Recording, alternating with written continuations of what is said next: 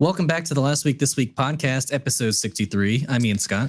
And did you know that Superman is an Eagles fan? Is he?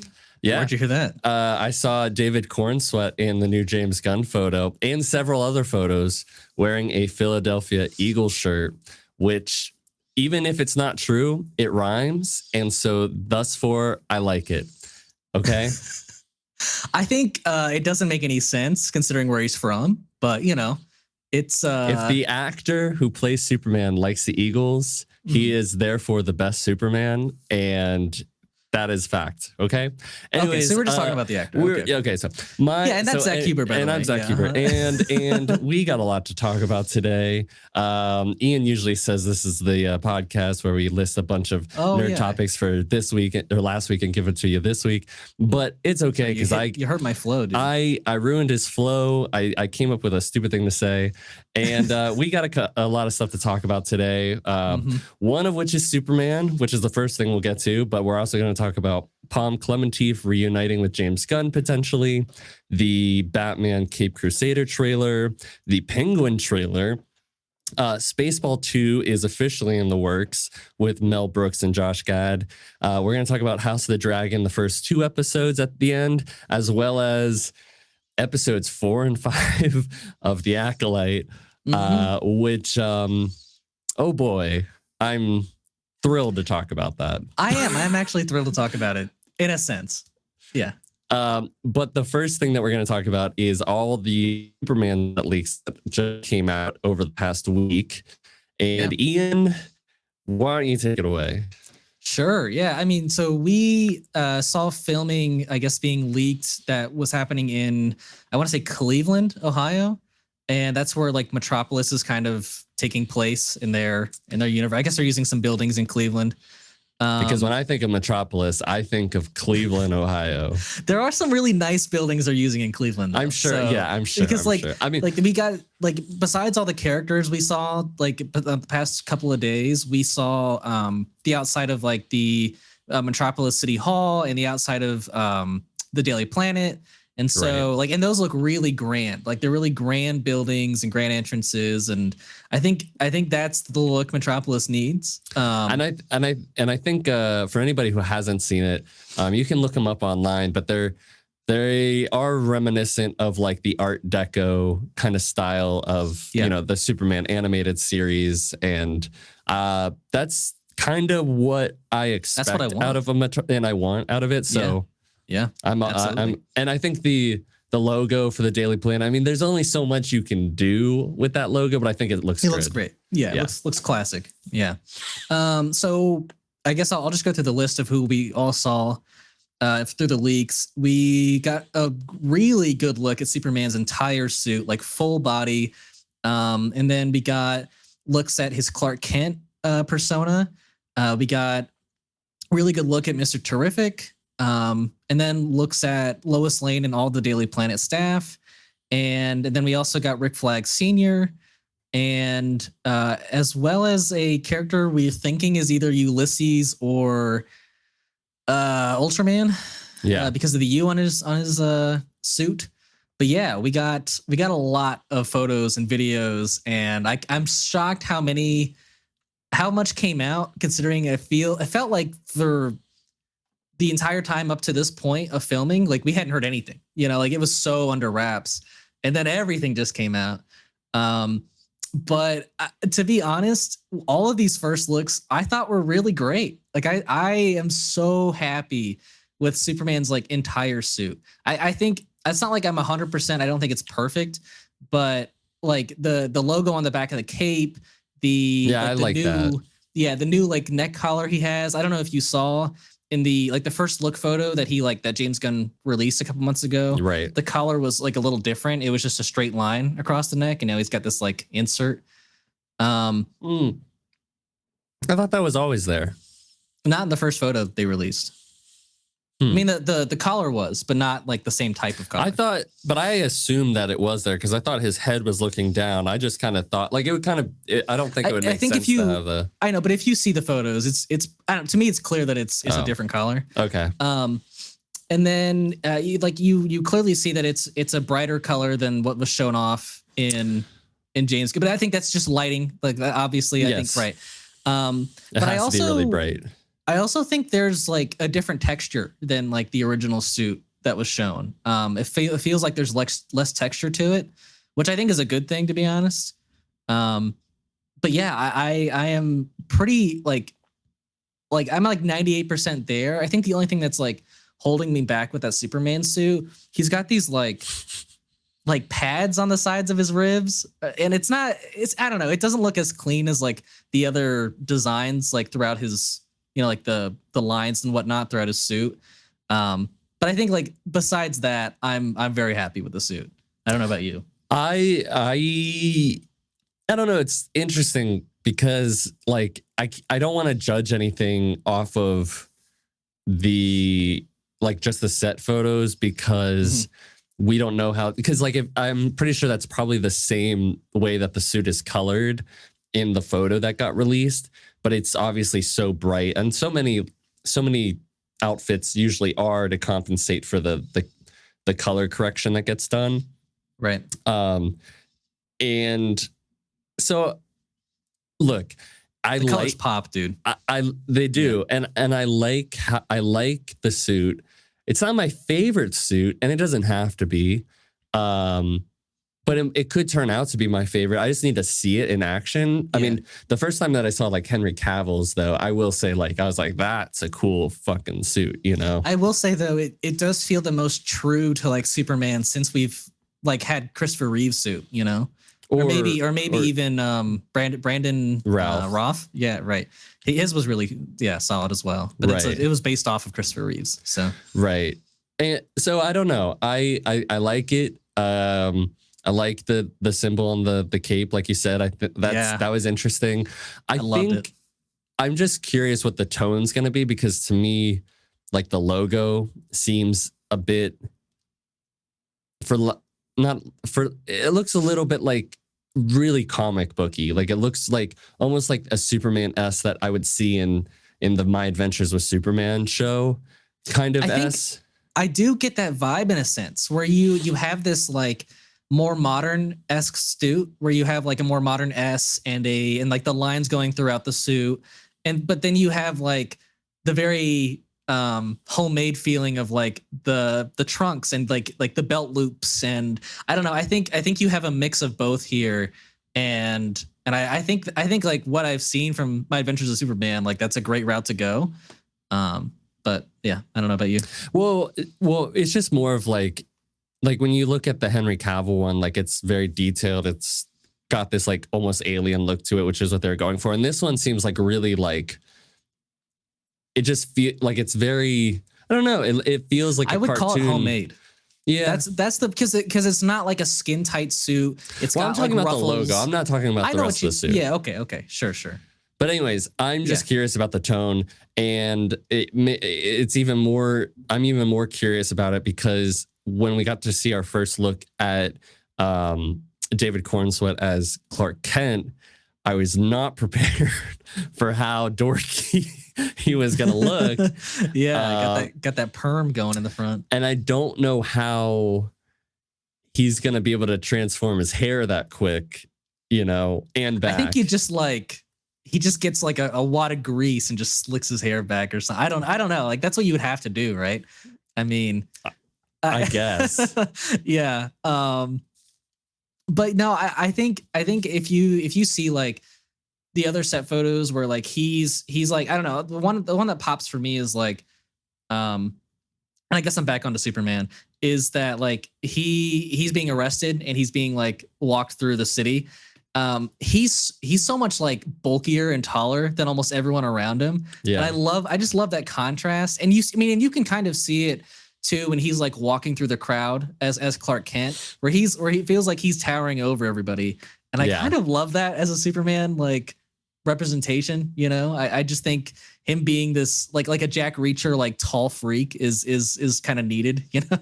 Yeah, I mean it makes me think back to the like some of the comics and a little bit of like older, the way that they would describe older, like back in the day with Superman, where like Clark Kent is like this tall, lumbering like oaf of a guy, you know, and it definitely feels like we're getting back to that. And I mean, I gotta admit, like, I don't think anybody would look at him and be like, oh yeah, that's Superman. You know what I mean? For sure. Yeah. I mean, that's just a guy. That's just a really tall guy. Yeah. So it's way more believable than when you look at Henry Cavill and you're like, okay, but if he took the glasses off, literally just took the right. Yeah, exactly. Like he's got the whole like hair down in the front, and it's all really curly, and it's giving like that My Adventures with Superman vibe, where even though in the show, like, you can still kind of tell it is him. Here, I'd be like, I would never have guessed that.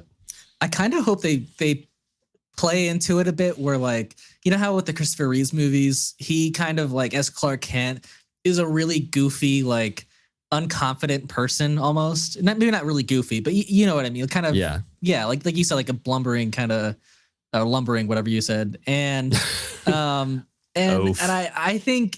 I think like if he like if his personality and his demeanor don't reflect Superman at all, I think that even helps more to like distinguish yourself as Clark Kent.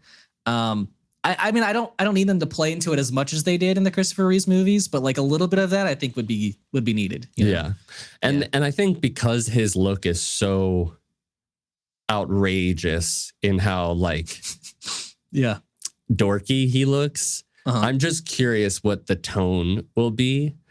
So I'm just really interested. And then we also got to look at some photos of Mr. Terrific, who this just like straight terrific. Out of the comics. I mean, he does look terrific. I mean, his jacket, I love the boots and like the skin tight like pants. I don't know, it just, everything just screamed Mr. Terrific from the comics. Yeah.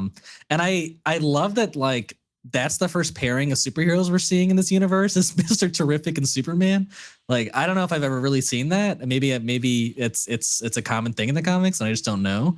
Well, I mean, maybe, but like, I think that the reason we're seeing these two first is like, they just happen to be shooting a scene where Mr. Terrific is there, because like, I think the same, like whatever the scene is where he's being arrested is like a completely different scene.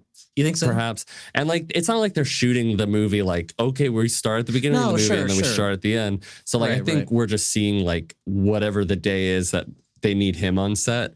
Right. But it's cool. Like, I think he looks great. I forget how to say the actor's name, but he was great in For All Mankind. And he was wasn't he also the invincible superhero in First Class that died? Wasn't that him? Maybe. I don't know. I feel like it was. I feel like that's what I remember him from, but I could be wrong. So somebody fact check me, I guess.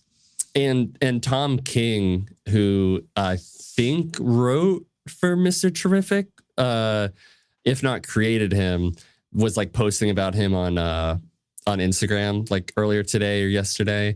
And nice. I like that there's just like this kind of like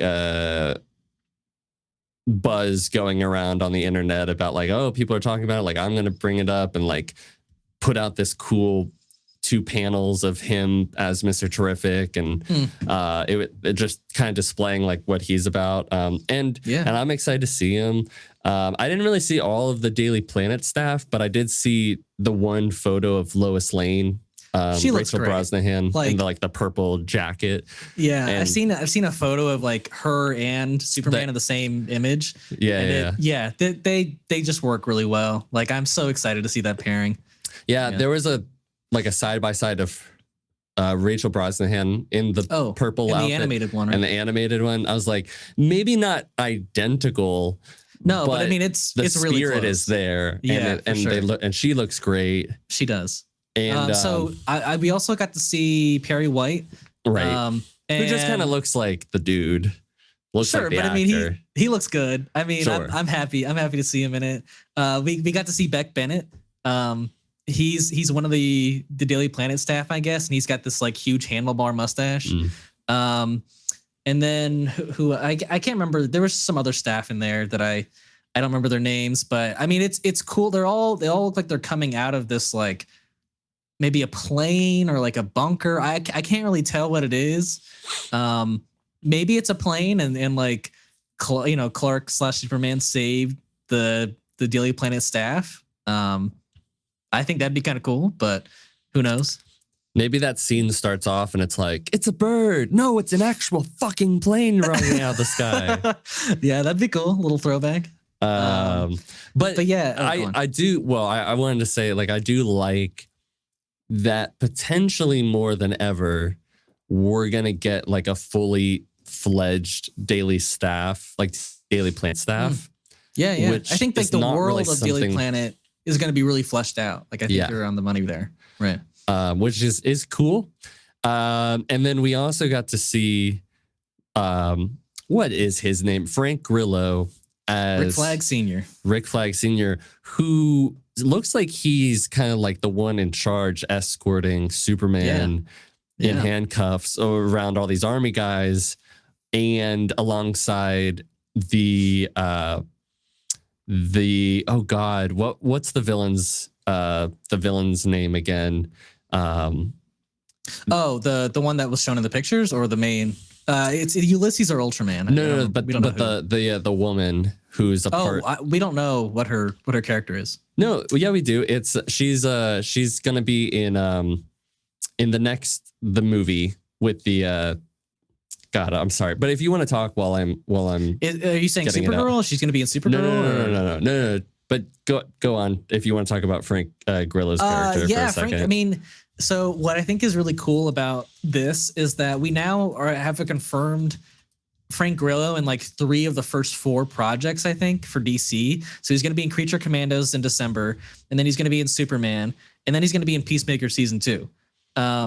So he's clearly got a gigantic role. I think he's still working with Waller, or maybe not still, but I think he's probably going to be working with Waller and the government, which is why they've arrested Superman and he's in charge there. Mm-hmm. I don't know. I have a theory that like either the Creature Commandos are going to be done after their show, or he's going to move on. You know, he wouldn't be a part of them anymore. But you were going to say, the engineer who is a part of the Authority, that is her. Okay, that's her. Okay. Yes. Okay. Cool. And what you were all that you were saying, I think it's interesting that the first thing that we get, which is Creature Commandos, which he will be a part of, we immediately get to see in live action. Yeah, I love that. Maybe there's some sort of through line. Maybe like everything that happens in Creature Commandos was like, hey, that was fun. But like, at least we get to see this character interact like outside of whatever happens in that show. But I think it's cool. Right. I think it is cool. And I think Creature Commandos is probably going to explain like why he's in this role in Superman. Like, I think that's what we're going to get.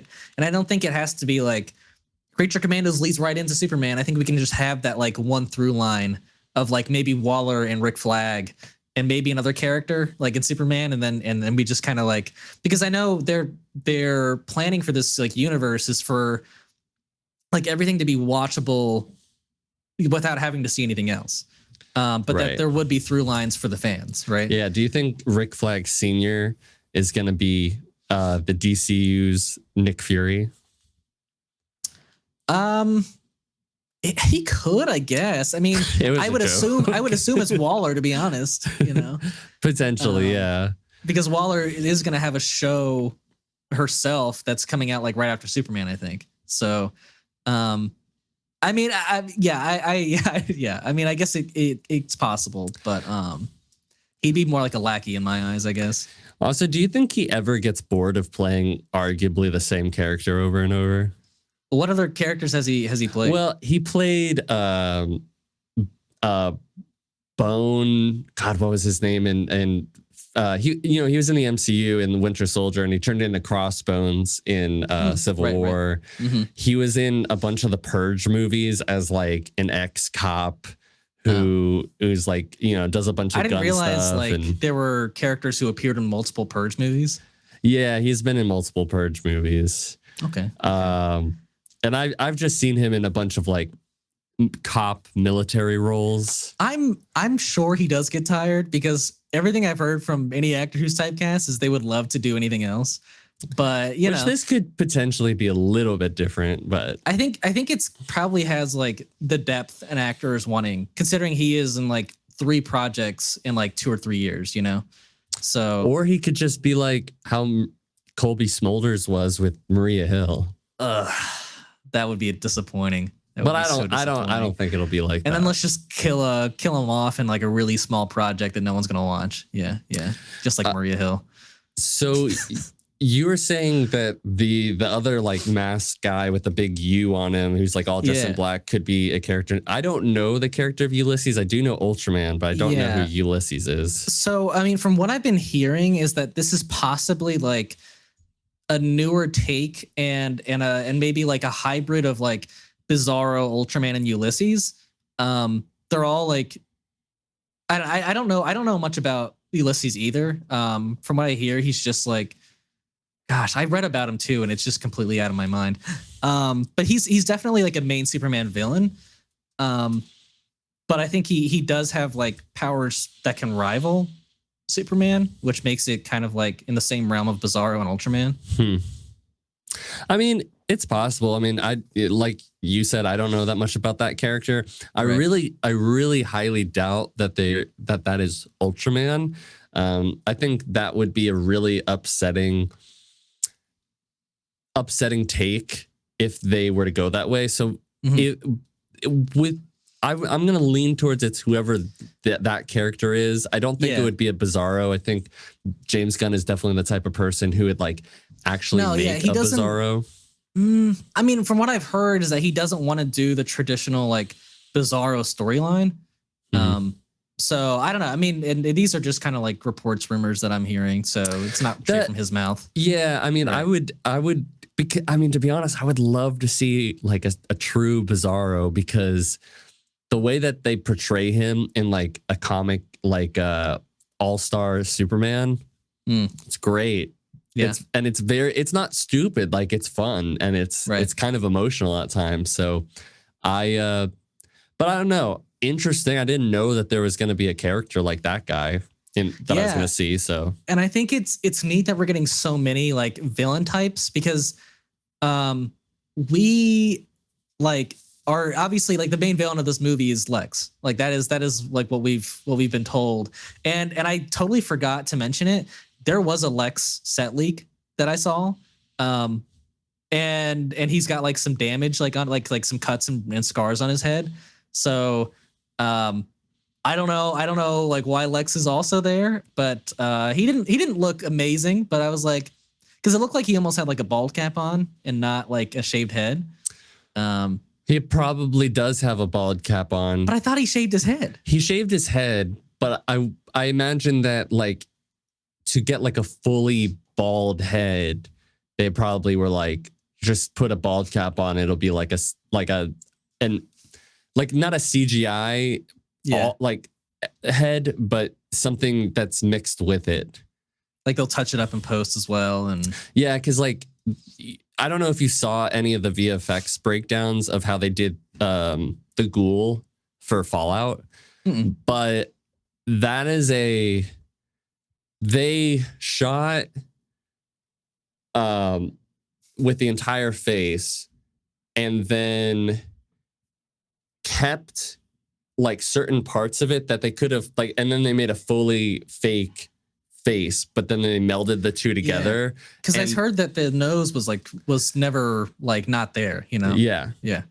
Like so. they always shot with the nose in there. Right. So I think and the fact that looked good, as amazing as it did, I believe that they could probably do a head fairly well. And they would spend some time for Lex's head, I think. Yeah.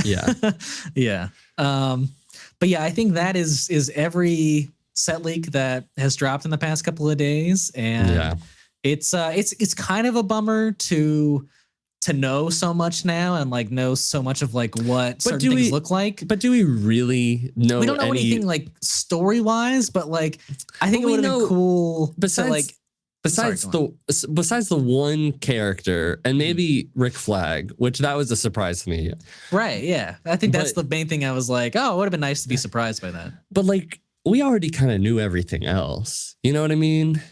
Sure. I think I'm thinking like, I would have really liked to have seen like the Daily Planet and City Hall, like for the first time in the movie. Well, then don't look at the set leaks. Well, we have a podcast, Zach, so I gotta look at them. Well, sounds like you're complaining about your job. I am complaining that there are leakers, and I even used to be like, I'm only ever gonna see one trailer, and then I'm gonna wait for the movie to come out. Yeah, but yeah. That has kind of gone to the wayside. So. I did want to bring up before we move off of it that I was telling Ian earlier that I'm not saying that either one of them are going to be the same, but it is interesting when I used to look for and follow the set leaks of the Zack Snyder Man of Steel movie, that we would also get these photos of Superman with army men who is also handcuffed and with like a guy who's masked and really large, and then a woman who's accompanying the large, presumably like antagonist. Yeah, it is very unmasked. Similar, you're right. And it's like, I'm getting like weird senses of like a deja vu. I don't think either of them are going to be anything the same, alike, right? Unless, and this is very unlikely, unless there's like what if they choose to do like have the Flash be like the movie that like changed everything, unless they're like, and this is actually how it happens, and we meet these two characters, but they're not Kryptonians, probably not. No. I really hope not. But I see what you're thinking. Like, I don't think it's a terrible idea, but I really don't need like any kind of line. I think I just want a full, fresh kind of universe, but it's not terrible. But we're not. The problem is that we're not really going to get a fully fresh. Yeah, because we got Peacemaker and Vigilante and Blue Beetle and yeah. So we'll see. Yeah. But yeah, I'm pleasantly surprised by all these set leaks, how they looked and whatnot. Yeah, I think it looks great. Yeah. Well, the other kind of Superman DC related news that we wanted to talk about was that Pom Klementieff has a role that, well, at least that James Gunn they're has. Talking about it, right? It's not like they don't have a confirmed like what movie she'll be in and whatnot, but like he has a role in mind for her, and they've been speaking on it. I have like one idea, and I think it's also, maybe like, we should preface for those who don't know, Pom Klementieff is the actress that plays Mantis in the Guardians of the Galaxy movies. Most notably, was also in the most recent Mission Impossible. Did not see that one, but heard great things about her. I'm sure she's in that new Dave Bautista movie. Oh, she's like the main villain, I think. Is that like the one about the hitman? I think so. Yeah, I think so. Okay. It doesn't look great, but like I'm like, okay, well, she's like does it look better? Dave Bautista. Does it look better than that Dwayne Johnson Red One trailer? I actually never watched it, so we should do a segment on that one. No, it's bad. But yeah, we were talking about Pom Klementieff, and I love her as an actress. I think she did an amazing job in Guardians of the Galaxy and Avengers and whatnot. And so I want to see her have like a really prominent like superhero role, like I don't want her to be like a side character in another project. So my thought would be that she would play the character Swift from The Authority. And I don't know if you know anything about her, but she's like a aviary, kind of like she has wings and and but like her abilities are insane. Like she can apparently fly as fast as some speedsters, and so she like apparently in the comics one time she's like gone straight through a person and like just obliterated them. So I think giving like her a role where she's kind of like anti-hero / villain, I think is a very like cool drastic change from the role she played in Guardians. Yeah. Plus she gets some really cool powers, and I don't know. I think Swift would be very cool. Yeah. Yeah. I mean, considering that the Authority is either the next or going to be one of the next movies that they do, I think that would be in line with like, okay, well, I have this character in mind. Maybe you work for it. Maybe you don't. I heard in the Mission Impossible movie that she plays like an antagonist, I think a bit similar to like how Henry Cavill's villain was in in whatever that one before was, like Fallout. Yeah, Mission Impossible Fallout. And I heard that she's like quite good with the action scenes and kind of like scary. And I do think that it would be cool to see her play either a villain or somebody a bit more seriously. I'm sure Pom would probably be fine playing somebody who's a bit more lighthearted, like how Mantis is. But I think it would be more exciting for sure to see her in a new way, and maybe in a more prominent role, like you were saying. Some people I heard were saying like she could be Zatanna, but I'm not gonna lie, like I don't see the Zatanna. I don't really see it either. Yeah, particularly. Yeah. When I was thinking about roles, some people like talked about like Wonder Woman. I don't really see Wonder Woman, to be honest. Not at all. But I do like the idea of like potentially like a Huntress in a Bat Family movie. I had seen that. Yeah. I know a lot of people were saying like, maybe not a lot, but some people I saw were saying like, well, she's been like this black character for the last 20 years. Maybe we do a black version of the Huntress. And I'm like, that's fair. I don't know. I would have to see her in the role. Like, I don't really see it at the moment, but it's not a terrible role for her. Yeah. It's just really serious. Catwoman could be cool, potentially. I kind of like that. I kind of do. You know? Yeah. Especially if we're getting like an older Batman. Like, she doesn't need to be like incredibly young either, you know? No. Yeah. So. I'll try to think of something else that she could be. I mean, maybe a Hawk Girl could be kind of in line with like your Swift potentially. I do like the idea of Swift. I really do. I do like that idea. I don't want to see her as anyone else, to be honest now. Like, if it's not Swift, I'm going to be bummed. I wouldn't be unhappy if she was Zatanna. I just don't necessarily see it. Yeah, like I'm sure she would kill it in anything she does, but it wouldn't be my first choice. Yeah. Harley Quinn, maybe. I think she could do it, potentially. I think she could. But I know, like, I could really see James Gunn, like, bringing over Margot Robbie again, you know, and just keeping her. So, I mean, and I would prefer to keep Margot Robbie, to be honest. But I think she would do a good job. Yeah. Yeah. Yeah, but I don't know. Off the top of my head, I don't have too many ideas, I guess. But I think, you know, I like her. I like everything that she's done with James up to this point. Yeah. And I think she would be a great addition. So I just, you know, agreed. But I like your pick. I think I didn't think about that, and that's a really smart one. Yeah. Thank you. I definitely want her to be in the Authority in some kind of way. Yeah. Even if it's not Swift. So, but yeah. And then our last DC topic. Actually, no, it's not. I lied. Our second to last DC topic is the Batman: The Caped Crusader trailer that just dropped, a massive one. I have a ton of notes on this, so but I'll let you start with your opinion if you want.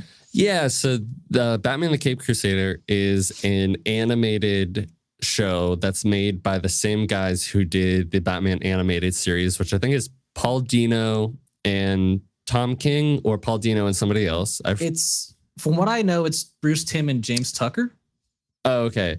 I do think Paul Dino's a part of it somehow. Okay. I haven't heard of Paul Dino, but it is coming out through the Amazon Studios, Amazon Prime kind of streaming, and so basically it's set in the 1940s, and we kind of get, in a way, reimaginations of these characters.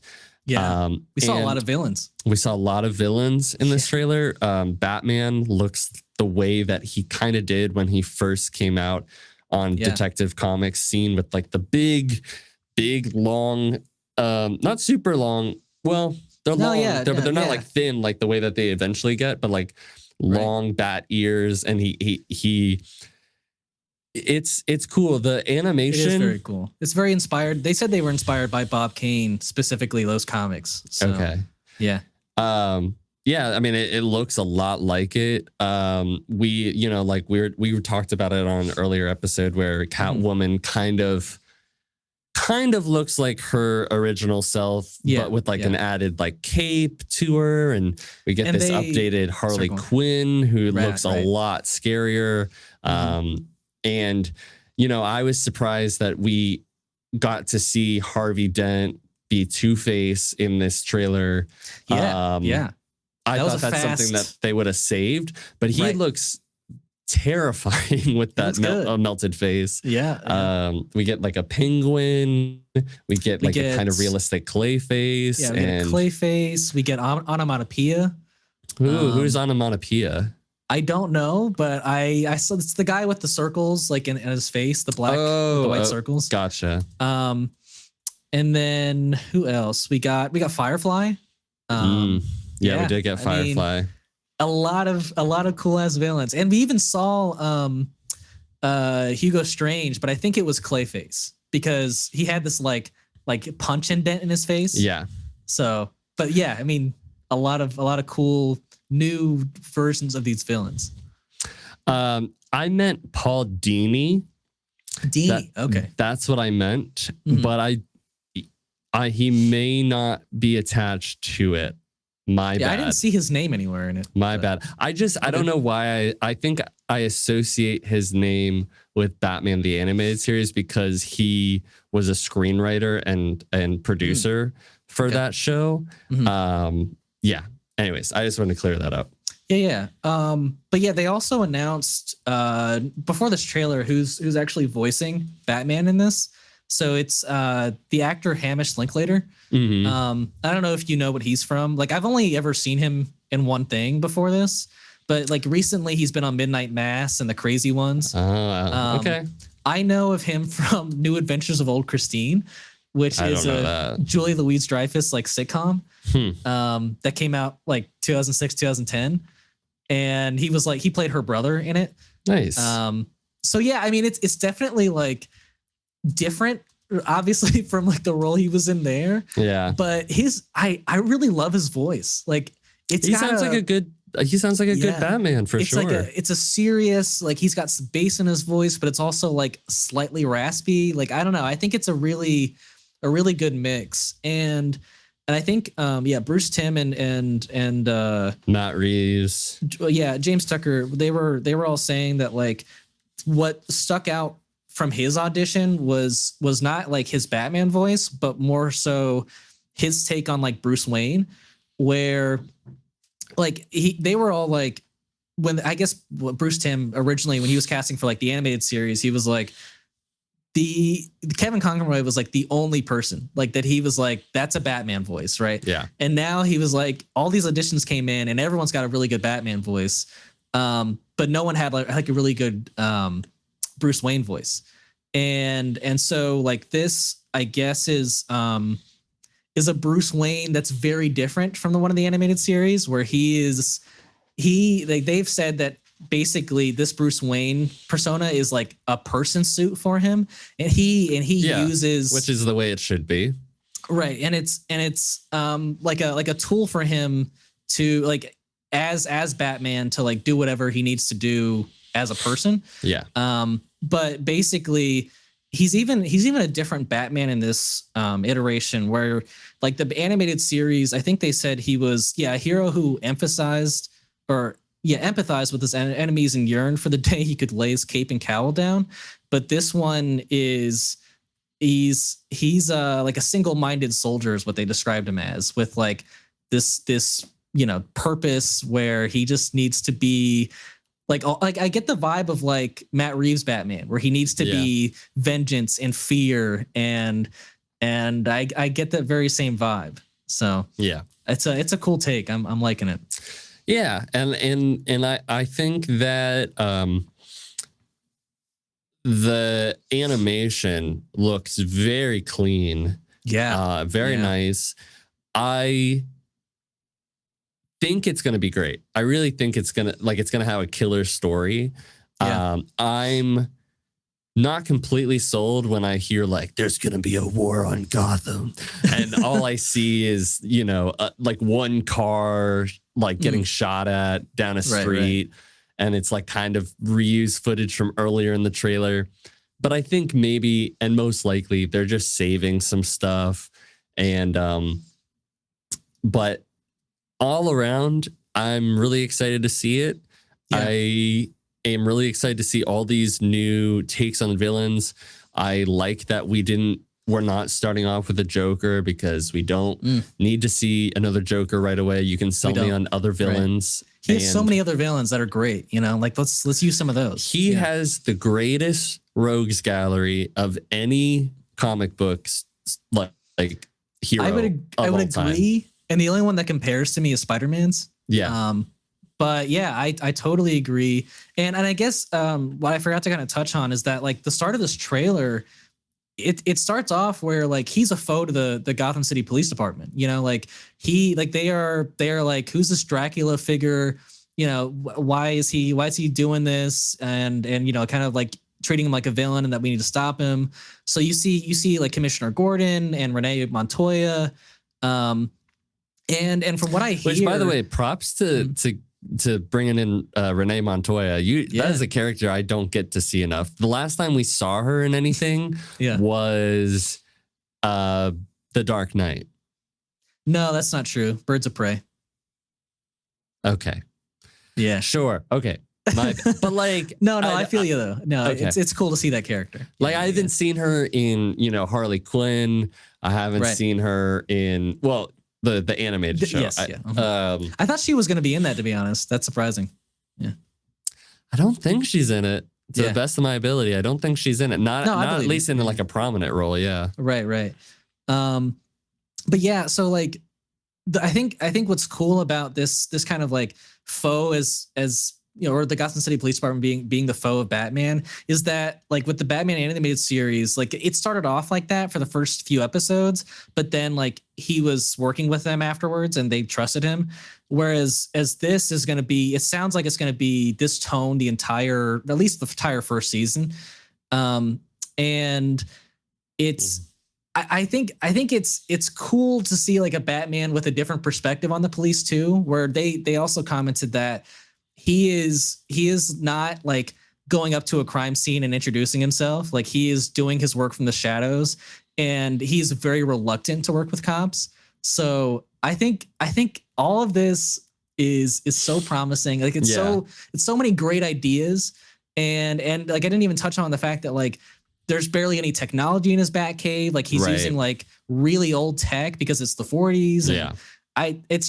It's beautiful all around. I'm really excited. Yeah. I like a lot when we get to see Batman kind of at odds with the police. So that, you know, like I think that's part of why you like it a lot. Mm-hmm.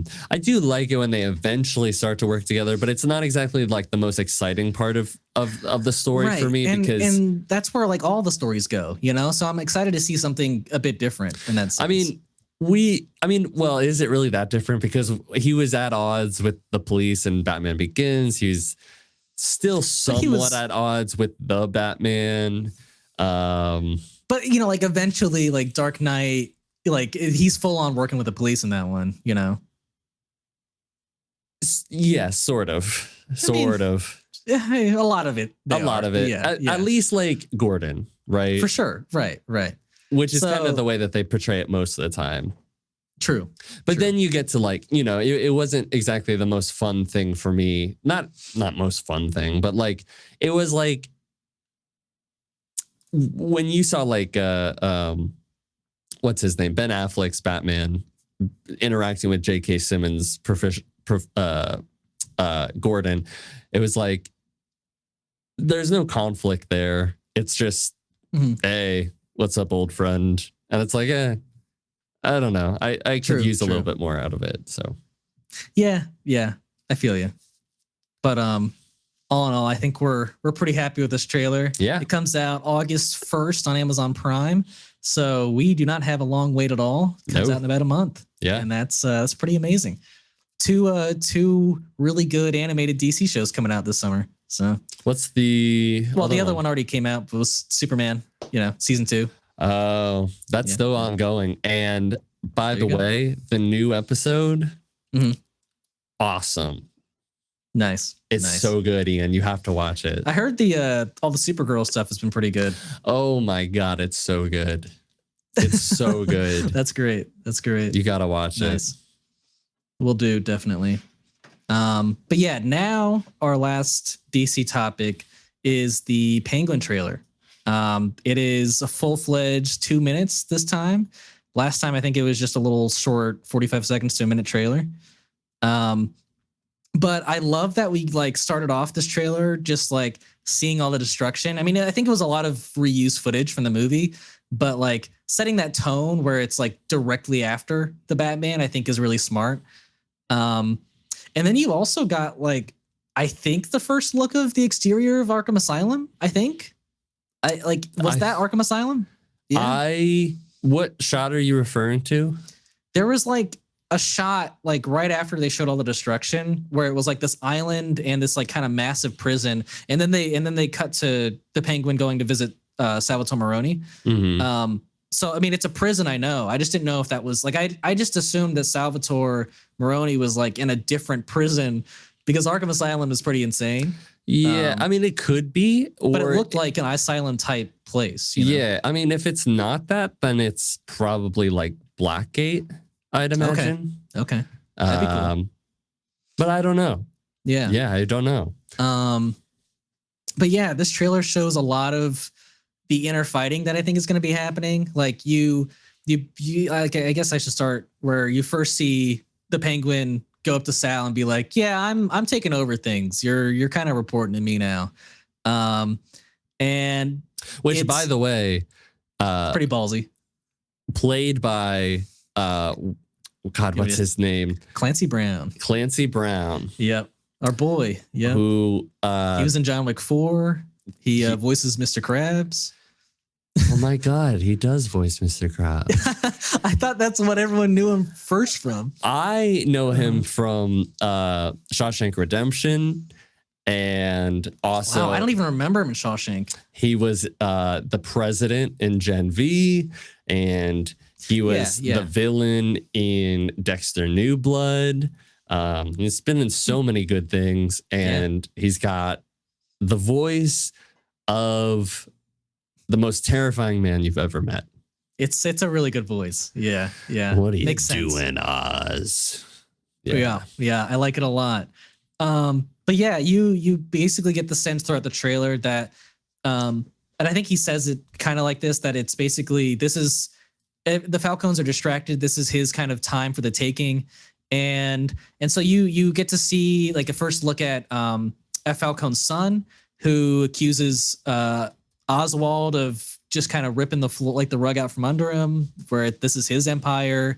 And then you see Kristen Milotti as the daughter, and Sophia. She seems like, I really love her performance in this. She's like very, very cold and a little like unhinged, and she's got some kind of like close relationship with Oswald that I'm curious to learn about. Yeah. But yeah, I think those two as like the main foes of this show is gonna be fun. I could see like maybe Oswald uses her to like destroy the Falcone family, kind of like uses her as a weapon or a tool, you know. I could see the son dying in like the first episode, to be honest. Like I feel like he's not that important, but he could be. Well, I'll say this. If this follows any of what we know from, now I know Sophia and Alberto from The Long Halloween. Maybe they've been, and they've probably been in, but other storylines. But from their most famous storylines, Alberto, not too long for this world. Yep, there we go. Now, could be different, different, but not too long for this world. And I think that first of all, I love. I don't know if I know her from anything, but Kristen Milotti. I think her the way she's that in a lot of stuff, the way that she was acting, like I'm really excited to see her character. Colin Farrell, I mean, looks amazing, sounds amazing. I'm extremely excited to see him do the Penguin again. So Mark Strong's gonna be in it. he wasn't in this trailer at all. Yeah. Michael Kelly, who he's been in a few things, but I most notably know him from House of Cards. I'm really excited to see him in it, which his name is Johnny Viti, which is the most Italian name that I could think of. For sure. And then there's also Theo Rossi, who is in Sons of Anarchy, who's going to be a doctor of some kind. I would probably not ever want to see Theo Rossi as my doctor ever. Sure. But he's going to be in it. So I think like this cast is incredible. It's pretty stacked. Yeah. I don't know how much Clancy Brown's going to be in it. Maybe like an episode or two. Yeah, I think he's a looming presence, and I don't think he's going to play that much into it, right? So, but I do like how we kind of suspected it would take place, and maybe there have been reports, but I do like how much it does take place like immediately after the events of the Batman. So it almost feels like I'm even tempted to watch the Batman right before the first episode. That's a great idea. Just to like get back into it. Not also to mention, I don't know if this is something that's going to stick around for a while, but don't you like how both like the way the Batman logo like would form in and turn red or be red in like the original trailer, and then the Penguin kind of does the same thing. Like I wonder if that'll be like a mainstay sort of thing to like present this universe. Kind of seems like it. Yeah. But I really like it. Yeah, me too. I don't know. The cool thing about this is if you didn't know that this was attached to another movie, that it was attached to a superhero comic book project or had any comic book heroes, I would say like you don't really need to know anything. This just looks like a great show. Yeah. You get this really cool infighting of a mob storyline of this guy who's really ambitious and wanted recognition his entire life, and he's going in for it. And it seems, I don't know, it's really exciting. And then I think you're right. I think you could market this to somebody as it's just like, all you need to know is that like this is a mob story and Batman exists in this universe, you know, and because he might appear at some point. But I'm just saying, like, not even from a marketability standpoint. I'm just saying, like, the fact that this just looks like great storytelling, great story, like, could be, besides Peacemaker, the best thing that DC puts to TV ever, potentially. That'd be wild, but it could be, yeah. So my only thing that I was like surprised, maybe like have a question about in this trailer, he has this like lackey that is helping him out. This like kind of tall, kind of young kid. I don't know if you remember him in the trailer. I think he was black. I'm shocked that he's got this kind of like, not a right-hand man, but you know, somebody who's like kind of following him around the whole time, and he's like telling them what to do. I don't know. I don't think it's bad, but I'm just curious, like who the character is, what he like might turn into. I don't know. Yeah, I mean, nothing stuck out to me when I first watched it. Yeah, but he was in a lot of scenes, which I was like, this guy's a little important, you know? Yeah. So maybe we watch the first episode or two and we'll be like, oh, okay, I get it. Cool. Yeah. I'm down. Yeah. Sure. Or I mean, we'll think it's dumb. And I don't even know if it's a dumb sense. I guess I don't need a number one lackey for the Penguin. And unless he's like gonna be maybe not a major part, but at least a decent part of the show that has an arc, then I'm like, is he needed? But I'm curious. I'm curious to see what his role is. Yeah. With the track record, I know we've only seen the Batman, but with the track record of the Batman, of Matt Reeves, of the people who are involved with this project. Yeah, I mean, I got no. I'm just gonna trust them until I see it. You know, I'm just curious. That's all. Yeah. It's not like everything with Star Wars nowadays, where I'm like, well, I have no faith in you, and it's probably dumb, and I'm not gonna assume it is, but I know it'll probably happen, and I'll just wait and see if it is. That's fair. That's totally fair. But yeah, I think that's all the thoughts and comments I had on this trailer. Yeah, I think it looks great, and I'm super. When does it come out in the fall? It comes out September on Max. So there's not a day yet, but there's a month. So. And I do want to say, interesting how this show and the Harry Potter show that's coming out and the Lantern show that just got announced are all going to be under the HBO. Like it's an HBO show, not a Max original, because everybody knows that HBO is prestige and it's the thing that people go to, and Max is stupid and they should have just never changed the name. I think there is another reason there. And it's because from what I hear is that these shows aren't going to be exclusive to Max anymore. Like they will be first on Max, and then they will come to other like streaming services and things like that. So I think that's why they're saying it's an HBO show. Sure. Yeah. But I cannot see I don't think I can see a world where like these shows ever leave the Max like app. That would be dumb. When has an HBO project ever, gone over to another streaming service? I can't think of one.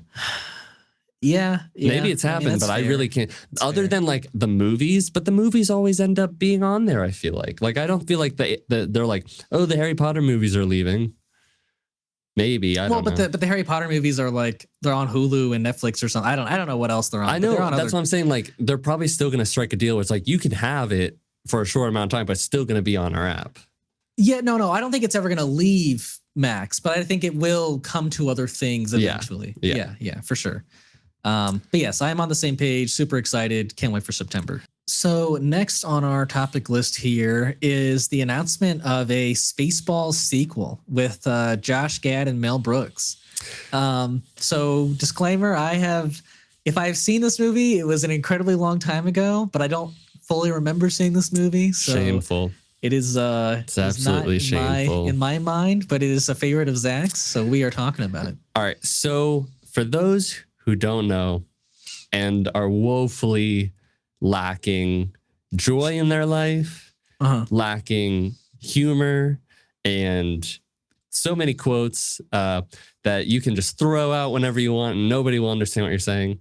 Spaceballs is a movie by Mel Brooks, who is a great comedy filmmaker and actor, and it's a spoof of Star Wars, and it is, to many people, especially to me, an all-time classic, and I'm extremely excited that they are officially making Spaceballs 2. If they wanted to be, if they wanted to stick to the movie, there is a quote where they say, oh, they'll just make Spaceballs 2 the search for more money, which they could do. Nice. But Mel Brooks has said, if I was to make a Spaceballs 2 movie, it would be Spaceballs 3, whatever happened to part 2.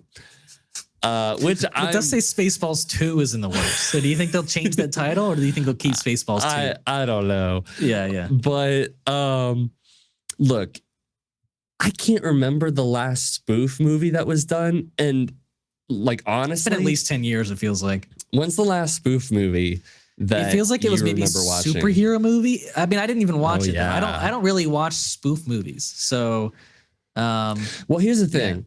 Spoof movies, I feel like, have gotten a bad rap because after like Scary Movie, you just kind of like the Scary Movie franchise just got really ridiculous. And then you got like Not Your Average Teen movie, or you got your like superhero movie, or and they just got dumb, and also to a certain extent just not funny. Whereas something like this, and almost like so many things that Mel Brooks has touched, whether it's like the history of the world part 1, or God, what's the other movies he's done? History of the World Part 1, Spaceballs. I know there's some other ones that I'm missing.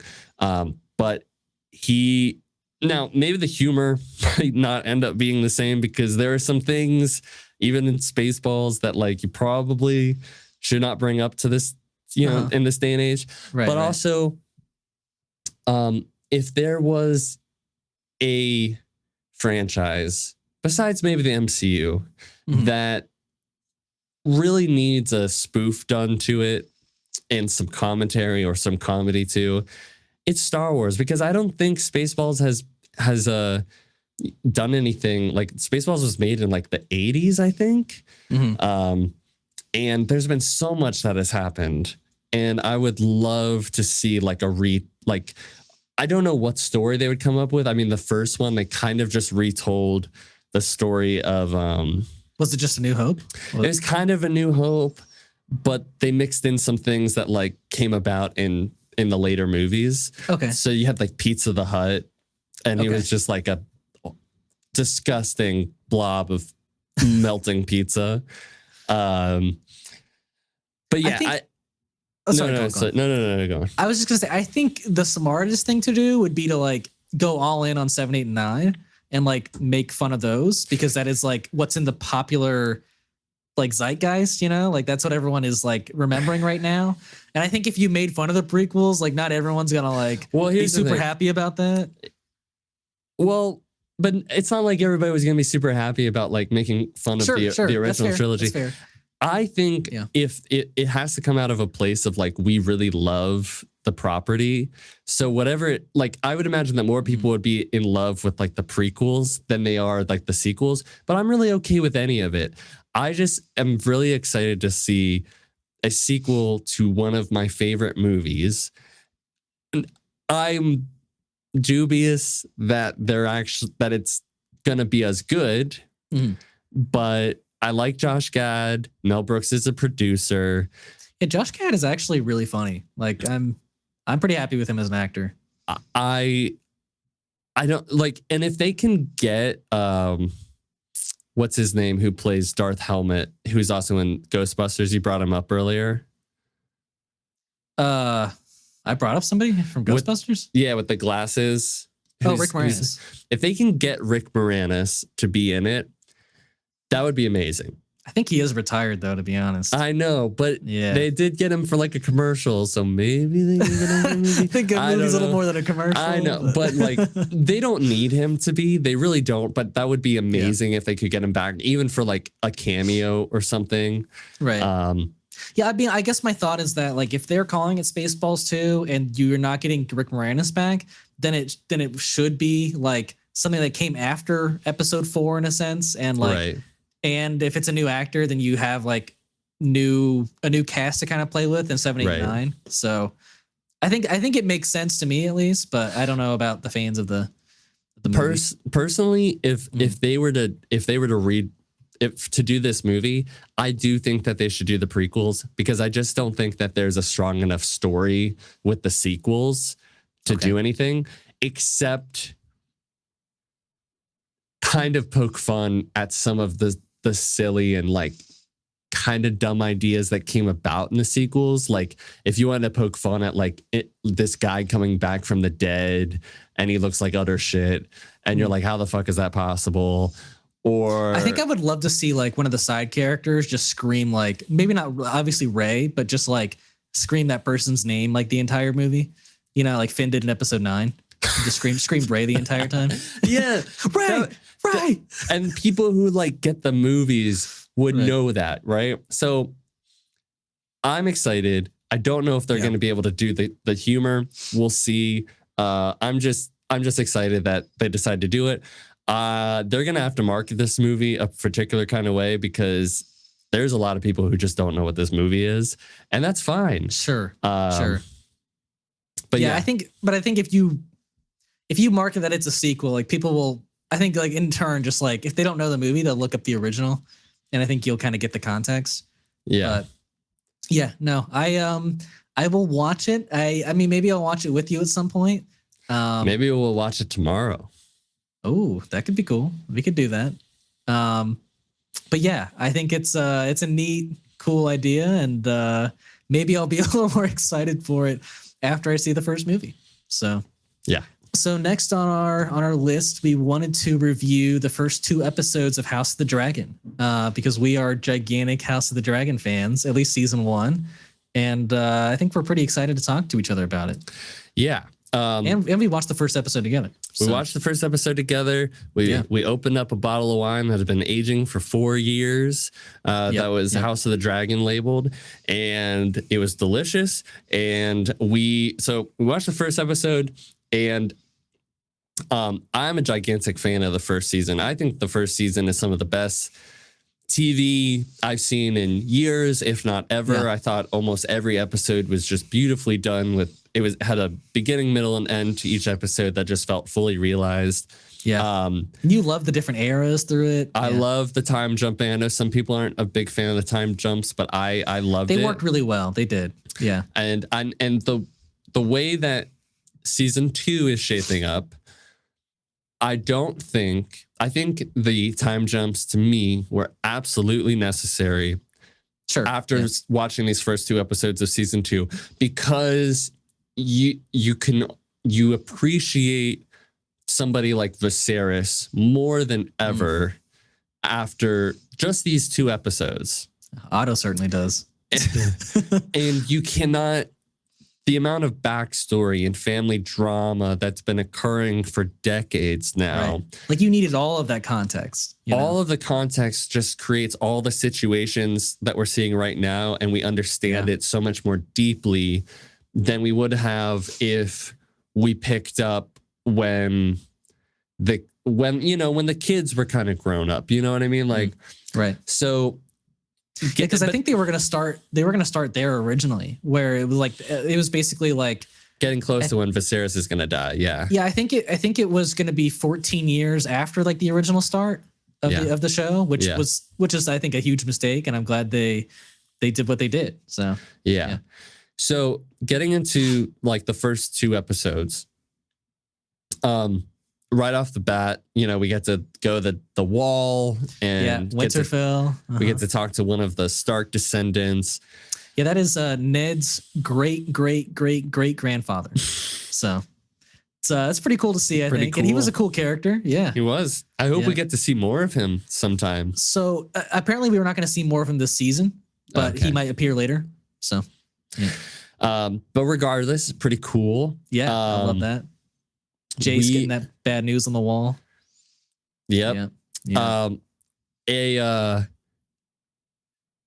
truly great performance from Emma D'Arcy playing Rhaenyra, where she got one line the whole episode, and it set in motion. You felt so much emotion from her the entire show. Emotion. Yeah. And I mean, that line she had was like, it was really impactful. It was intense, and you got it. You understood why she said it. So, I think one of her greatest scenes in that episode is finding the dragon wing and the cloak that was of Luke. Yeah. And I think what was really like subtly beautiful about that scene too was that if you notice, her dragon was mourning as well, because that was like the dragon that died was her baby. So I think it's a really beautiful like mourning scene of 2 mothers, Yeah. And but I think you had a lot of really, really great like little moments in this like first episode where like even how like as like not healthy of relationship it is, but like I love seeing Aegon and Jaehaerys's like relationship as a father and son, and how he's like playful and encouraging kind of bad behavior. I was like, this is kind of cute.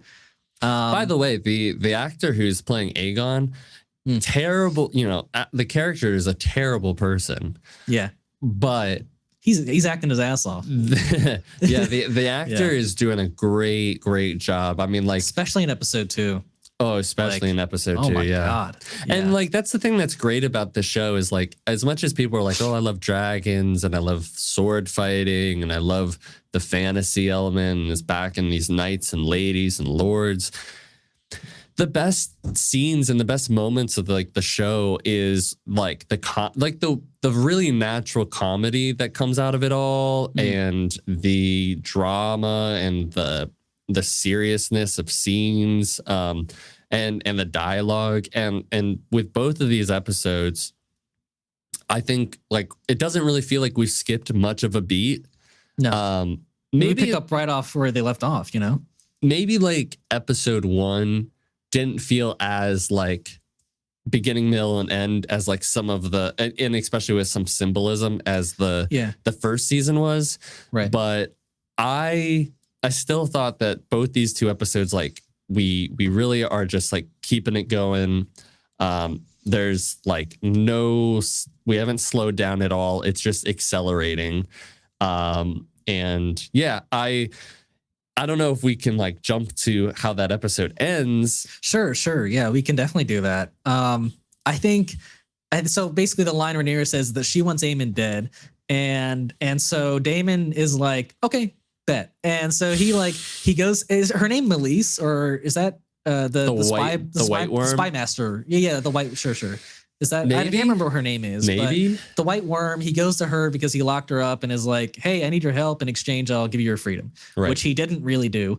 And so he meets with these 2 guys who we call Blood and Cheese, and he kind of says to them, "I need Aemon dead. He's got one eye, and I hear you 2 don't like the high towers and have some vast knowledge of the tunnels and the Red Keep." And so like they do a beautiful thing, and like the showrunner said it too, like it was really risky to like give the last 10 minutes of that show to Blood and Cheese, but like the adventure that they go on is a really intense one, and it's a really fascinating one, and I think it really works to like put us in their shoes, because there's moments where like I'm rooting for them and I'm not rooting for them, and I don't know, it's a lot of emotions you go through.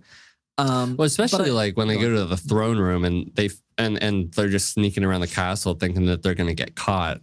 Yeah. You know, like there is that sense of you want them to succeed. Right. Because you don't first. like the Greens. But yeah, you're right. But I also am like kind of a fan of Aemon, so I didn't really want him to die. Sure. But I do have a theory, by the way, is that like when Daemon, like when they ask Daemon, like, what if we can't find him? And then like he just looks up and then it cuts away.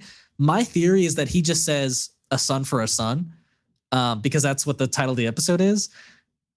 I get the sense that he could, like, that could be true, that could not be, because like he tells Rhaenyra that like he didn't, he only told them to kill Aemon. He only, that it was a mistake. I kind of believe him, but like at the same time, he very well easily could be lying. But yeah, I don't know. My thought is that they were given permission, and that's why like they were like a son for a son. That like they said it too, So I don't know. I think it was a really great, heartbreaking end of that episode where Helena was forced to, give them the boy, and she does, and it's really, really disturbing and heartbreaking. But and we haven't even talked about the fact that she walks in on Kristen and Alicent just doing it, and that was the first time they were doing it that episode. So no, Kristen's kind of a bitch for that, and it's just like he wouldn't be Rhaenyra's secret lover, but he's going to be Alicent's. Like, right. I don't know. It's really hypocritical. I know it's hypocritical, and I don't want to like go too much into it. But I do think that it makes sense for his character. I know we all hate him so much. I know, but I think because his perceived honor is already gone and he blames it all on Rhaenyra, he's like, well, screw it. Right. My honor is something I will never get back, and I'm not just a piece of shit. Yeah, a little bit, and like he does feel like regret because obviously we get into episode 2, he's like, Aegon's like, where the fuck were you? Yeah, and he's like, I was sleeping, and so he feels guilty, and then he goes up to Eric and is like, where the fuck were you, dude? And he's like, it wasn't my fault. Why didn't you assign a protector for Helena? And like, I love that Eric stands up for himself. Like he's like the perfect like Knight's Guard, and like him following the orders at the end. Like I don't know, like both the Erics are great. I know, and we'll get to that too, but I think. yeah, I mean, and I want to say like Aegon's performance throughout episode 2, and same with Helena's, like both the actors who played those parts, amazing. You felt so much emotion, and like in that moment where like they meet on the staircase, and that in that episode is really heartbreaking because like they're both going through it, but they have no idea how to interact with each other really, and yeah, so they can't console each other even though they want it. And so and we didn't even talk about that too, that he destroyed Viserys's model set. That was kind of heartbreaking but kind of beautifully thematic. Yeah. I think to me it kind of symbolized like the difference between the two of them. Sure, but also symbolizing that like Viserys's reign is truly over now, and that it's now Aegon's, right? Yeah. But then we get some really great scenes where, like, I think, like, my favorite scene of this episode is probably Rhaenyra and Daemon's fight that happens after Rhaenyra realizes that Daemon is the one who betrayed him. Was a good one. It was really, I mean, like, she just lays it all out that she has no trust, and then we get his side of things where he still believes that his brother was a coward and weak, and that he was scared of him, and that he still believes that like years later. It's really interesting, but it's also, you can also see like how hurt he is to have lost Rhaenyra's trust, and I think him leaving, like, he's going to be gone for a while now, like maybe episodes, and he's going to be like working behind the scenes to get her trust back in my theory. But yeah, really beautiful scene there. Yeah, that was a highlight, but and like there's a lot of highlights. I mean, I thought the fighting at the end with Eric and Eric versus Eric, man, that was brutal, heartbreaking too. Yeah. And I thought that the scene where Helena's out in the streets was it made you feel like you had an anxiety attack. Yeah. But I think my favorite scene is when Otto is talking to Aegon and Kristen, and he's like 3 amazing scenes this episode. He's like, "What did you do? You just hung all of the rat catchers," and it's like, which I didn't hate, to be honest, for a king to do that. I was like, look, if they, if no one was going to confess, then he had to hang him. I was like, I'm not gonna like be super pressed about it. Yeah, it's bad, but like, I don't know. He's a king. Whatever.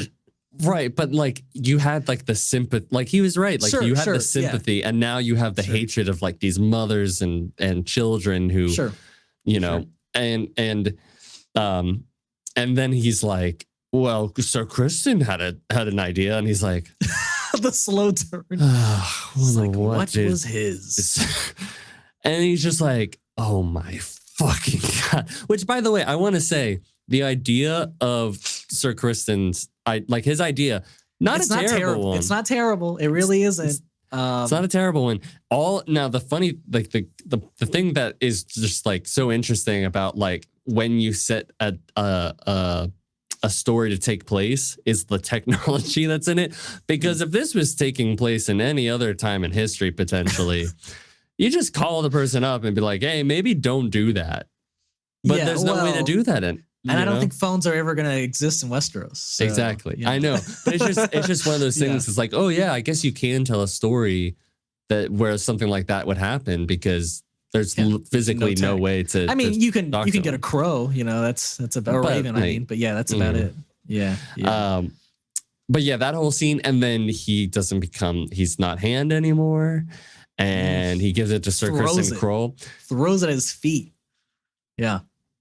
I was shocked. I was shocked that it was Kristen that he gave it to, because I really thought it was going to be Larys. I thought it was going to be Larys too. Yeah, but I think that planted this, like his conversation with Aegon, like planted the seed for Aegon to be like, I don't need you. Yeah. And so that's, I can't believe Kristen's come up. The fact that he's going to be the Iron Fist of the Red Keep, that's pretty wild. After only like, I think 5 days of being the leader of the Kingsguard.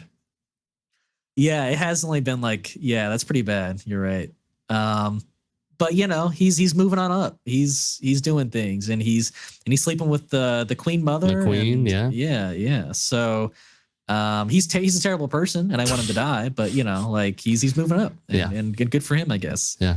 But yeah, it was a brutal kind of final scene there with Eric versus Eric, but yeah, you had, like I said, like a lot of really great moments in this episode, and it's probably just as good as episode 1, if not better.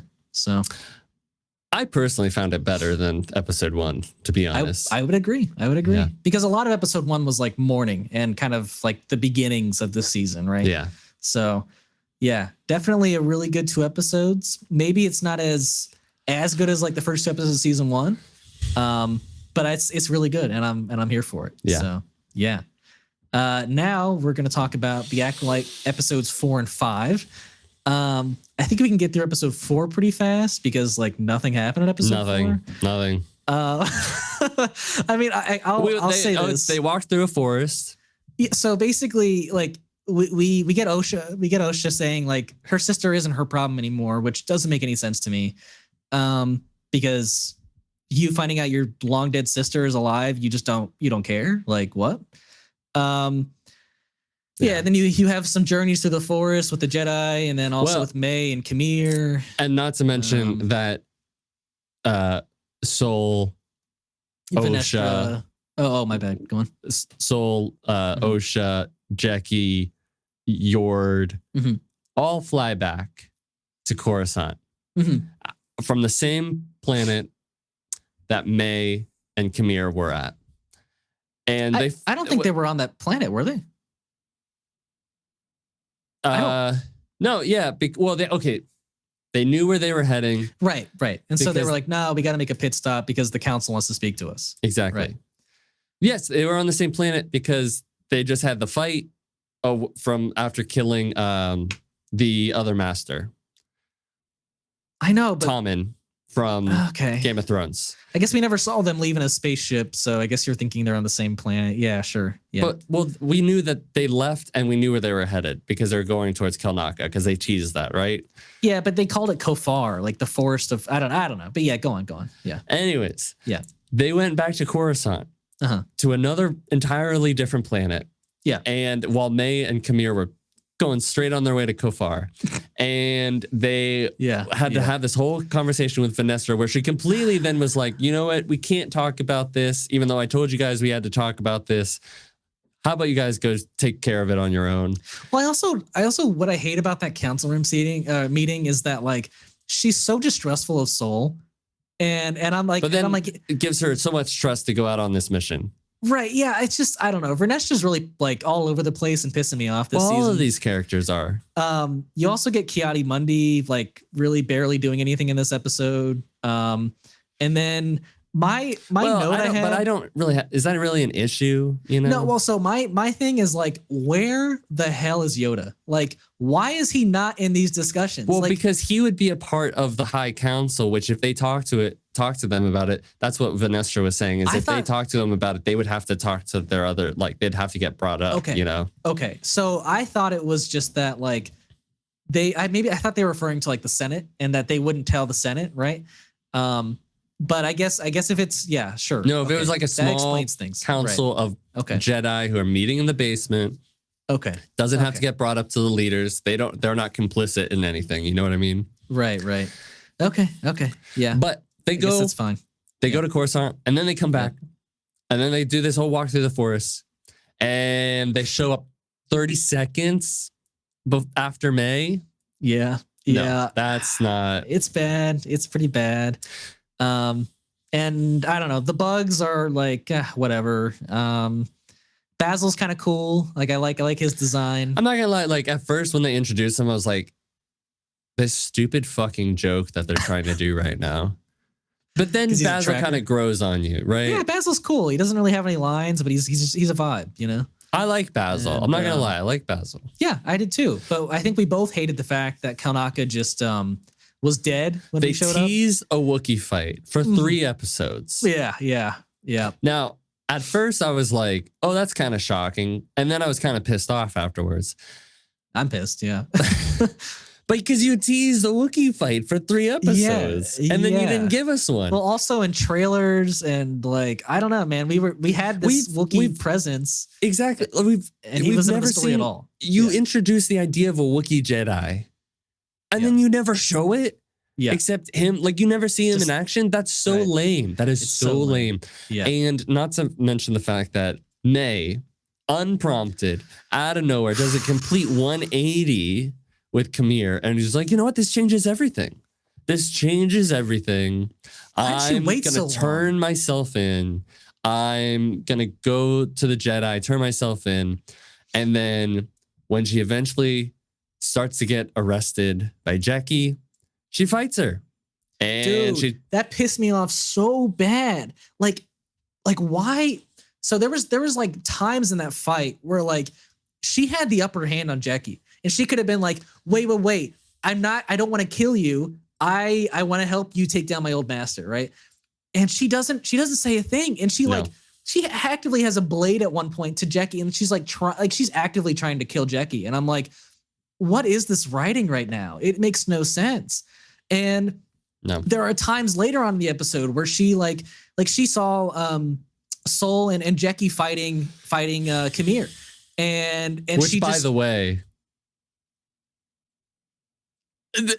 are you fucking kidding me? Oh, that is I'll get to that. But like she saw them fighting like a 2v1, and she has force abilities, right?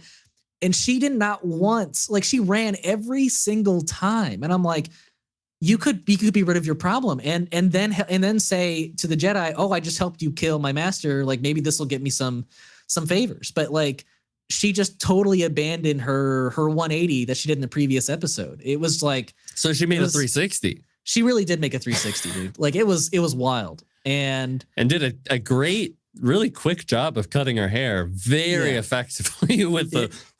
It was super effective. It was like an exact cut, but you know, like, oh my God, okay. She's a lightsaber barber, you know. Maybe you should go to like beauty school because Jesus Christ, you're doing a better job at that than you are at being a fucking character. Yeah, for sure. Both Osha and May are like not good characters to me at this point.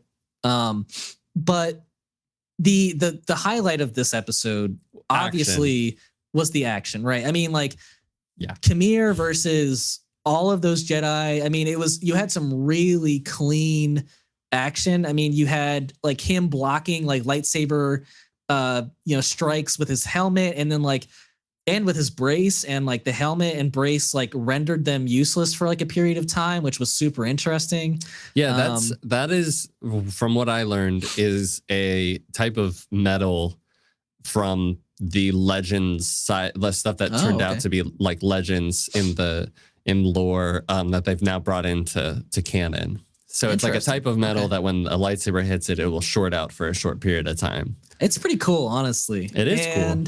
Like and his moves were really cool. You know like why it's cool? Because it's brought in by something that was cool. What do you mean?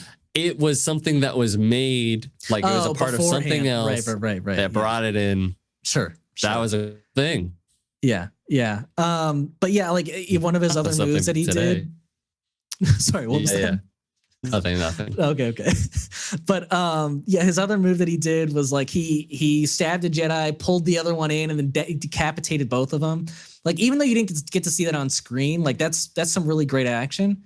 Or the kebab. Yeah, that's what I meant. Yeah, he stabbed one, pulled the other in, and then that was the kebab, and then he decapitates after. Oh, did he? Oh, I didn't know if that was part of it. Okay. But then you have like some really great fights. I mean, Sol versus Kamir isn't amazing. It's like it's well done. But Jackie versus Kamir is like God. Holy shit. Like that is some of the best shit I've seen in years for Star Wars action. Yeah. That one and her with May is very good. Like Daphne Keen's action was incredible. But it doesn't make sense to me, which is why I'm like, whatever. I know, right? But she like every single when like everything that Jackie was doing, like she was like, "You are under arrest." Yeah, dude. Like everything Jackie was like, great. I was like, "Fucking go, Jackie! Fucking go!" Dude. Also, I don't know if you noticed, but like Jackie and Soul did the same like leg sweep move in the same episode. Like she did it to May and then he did it to Kamir. And I was like, that is like beautiful visual storytelling because like that's his apprentice, you know, like he's going to teach her all his moves. But yeah, and then, you know, like when Soul joined the Jackie versus. Well, Jackie is Soul's apprentice. That's what I said. But I didn't say Yord. Oh, wait, who did? Sorry, who did the leg? Jackie is Soul's apprentice, and like Soul did the leg sweep to Kamir. Yeah. Sorry. You're good. And so like and then you had Soul join the fight like with Jackie and Kamir at the end, and like that was really good 2v1 action. And then the most shocking parts of this episode were, and I was really happy with it, but it was kind of heartbreaking, was seeing Kamir just 3-piece Jackie and she instantly falls and you're like, oh wow, they're actually killing off characters. That's cool. Yes, it is cool. But it's heartbreaking that it's Jackie, right? Yes. And I was even kind of heartbroken like the next death that comes, which is Yord. Even though I've never really liked Yord, he was a good guy, you know, like I didn't want him to die. And he just the combo that Kamir does on him is crazy. Like the break arm and then twist him around and then snap the I was like, yo, like you are on a different level right now. Yeah. I mean, thing about that sucks about Yord is like it really doesn't feel like there is much to his character after like seeing that he like just dies in this episode. And like I was kind of annoyed that like he kept like having his lightsaber on after he knows that these bugs are like attracted to light and he's been told it, but yet he continues to keep it on. Whatever. Right. But and I'll say, as much as I am shocked that there are screenwriters who were like, okay, everybody's like, we all thought it was going to be Kamir because it just seems so obvious that. Yeah, that was the only theory we all had, was that it was Kamir. For 4 weeks. 4 weeks. Yeah. We were like, no, it can't be. It's just too obvious. It has to be one of the moms. It has to be somebody else. But no. Of course, it was Kamir. Because we don't have any ideas and we don't know how to tell a story properly and we don't know how to surprise people. Yeah. Now, with that being said, I do think that his performance was really good. I think it was really good. He killed it, dude. Like I think the switch up as Kamir to like Darth Teeth, like I don't know, he killed it. Like I totally bought in that he was this menacing figure. He looks cool. Yeah, he's a little broy for a Sith, to be honest. He's like, I guess you could call me Sith. No, he's like the Jedi would consider me a Sith, which to the Jedi would consider me Sith. I have some theory. I have a theory about all of that, but we'll get there. I was like, maybe Soul knows him because maybe that's his like kid. I don't know, because he's like, if the Jedi knew about me, I couldn't exist. Maybe that means he's Sith. Maybe that means because he's like a child of a Jedi who's not supposed to have sex. To me, it's a Jedi. Like, I think why he said that in my eyes is that like the Jedi don't want anyone who's like basically not authorized or like using the Force in a destructive way, which I think he's doing. So I think it's just if they found out what he was doing, what his plans were, like I think he would just be like. But you're right. It was his face. So like his face is clearly important for some reason. But yeah. I don't know. I don't know if I interrupted you or not. But it was also interesting that, you know, May or Osha's sister, May or Osha was like, my mom used to be able to get inside people's minds.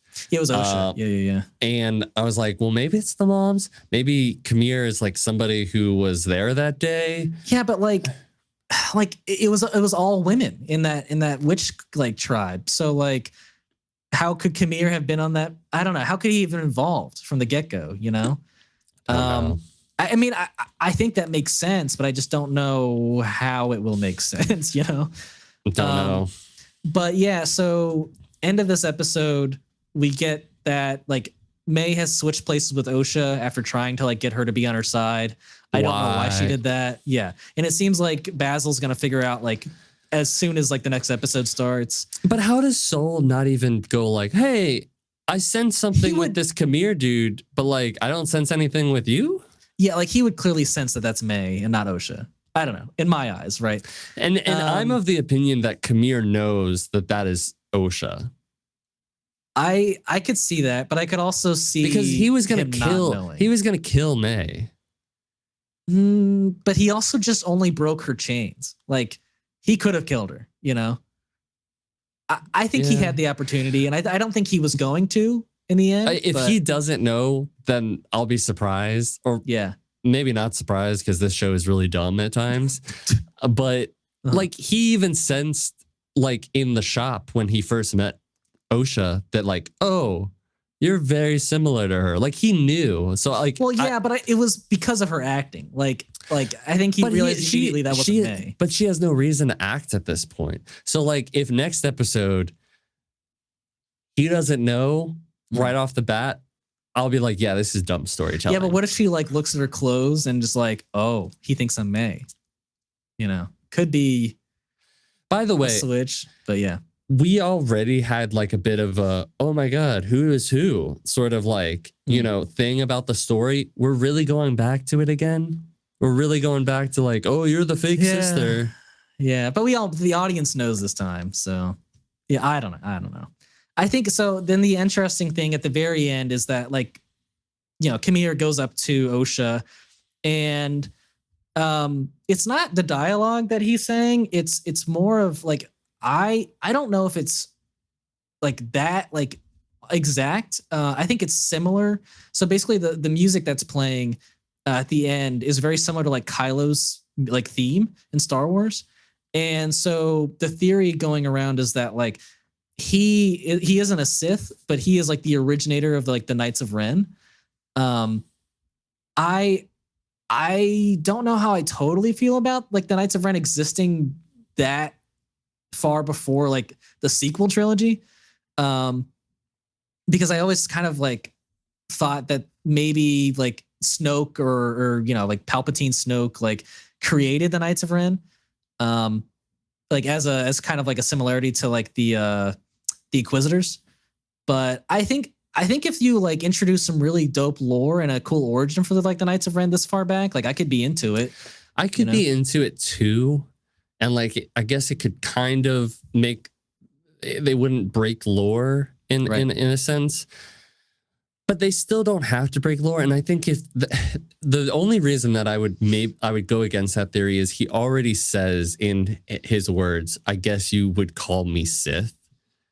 And so I know, but I think it's exactly the Jedi like you would consider me a Sith is what he says. Sure. Which, to me, but like to an audience member, to like a lay person, you would say, okay, this is Sith, especially with the fact that he says, I wanted an acolyte. I wanted like somebody to train underneath me, is very like, it's the rule of two thing about it. You know what I mean? So sure. It could be. It could also be an excuse for like Star Wars fans to clutch on to like a piece of hope that they're not gonna like have Sith all the way this far back and then have to like do a whole sort of like rethink about how this happens. Because if the Sith does exist this far back, most of these characters have to die. Like Soul's got to die. Soul's got to die. Likely. Osha, May, Vanestra, but Ki-Adi-Mundi, like. See, that's the thing. Like, he's part of the High Council, but he believes. Well, maybe not at that point. Maybe not yet. Right, but then like, that's the thing is like, I don't know. Yeah, but yeah, there's some plot holes there, like because he's a part of the High Council, and they are like, we haven't seen a Sith in 1,000 years. But by the way, everybody who's like, they broke lore by having Ki-Adi-Mundi in there, shut the fuck up. It's a part of it doesn't bother CD-ROM where they mentioned his name that like whoever the fuck knows bought it back in the day. And by the way, it wasn't even one of the top 2 tiers of Star Wars canon back in the day. It wasn't G level. It wasn't S level. It was like, it was low. Okay. Nobody gives a shit. Yeah. He can live as long as we fucking want him to, okay? Right. Don't care. Yeah, no, it didn't bother me. Like I don't know much about his age. I mean, I'm sure That's diehard the Star only Wars time fans that have, like, their own anything's been canon. mentioned. Right. His age was that he was 60 in the prequels. Oh, so I mean, that would break some canon, but it's not true canon. You said the prequels though. It was mentioned in a CD-ROM. Oh, during the prequels. Okay. Yeah, like who cares then, right? Because like the in Legends, like Qui-Gon Jinn, he died at 60, but I think in the movie he died in his 40s. So like who cares? You know, like that's Legends. I'm good with that not existing. I like the Knights of Ren theory. Yeah. It could be true. Right. We'll have to wait and see. Personally, I don't love this show. I don't like this show. The only reason I watched this episode show helped. It did. This episode helped, but overall, most of the only reason I'm watching this is because it's Star Wars and I kind of just want to see how it ties into everything else. Sure. But they kind of fucked this show up. It didn't even need to be a show. Part of the reason why I hate it so much, besides some of the character arcs and way that they treat the characters, is that it would have been better as a movie. Cutting episode 4 off right before the fight was one of the most disappointing and frustrating things you could have ever done. Honestly, after 27 minutes, you know, it truly felt like that episode was cut for like the sake of let's make more episodes, right?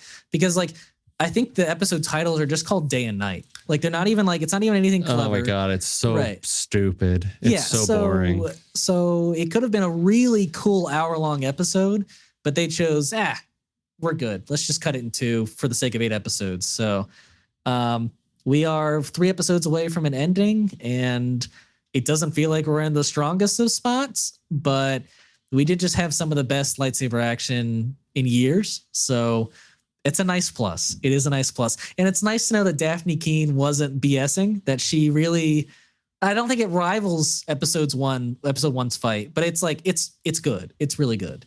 So it is good. Yeah. But there's some huge plot holes. Yeah. So hopefully it gets better, but I do not have my hopes up. So, but I think that I haven't had my hopes up since it started. Well, hey, we liked the first 2 episodes for the most part. Yeah, but I was still like, we'll see, because this is what fucking happens every goddamn time. I know. But yeah, I think that is all the time we have today and all the topics that we had today. So as always, thank you for listening and watching. If you want to listen in the future, we release on Mondays and clips on Tuesdays, Thursdays, and Saturdays. And audio versions will be released on Apple Podcasts, Podbean, and Spotify. And if you want to follow us on our social medias, we have the links to those in the description below. And if you want to give us a like, a comment, a rating, a review, or a subscribe, we would greatly appreciate it. And we will see you again next time.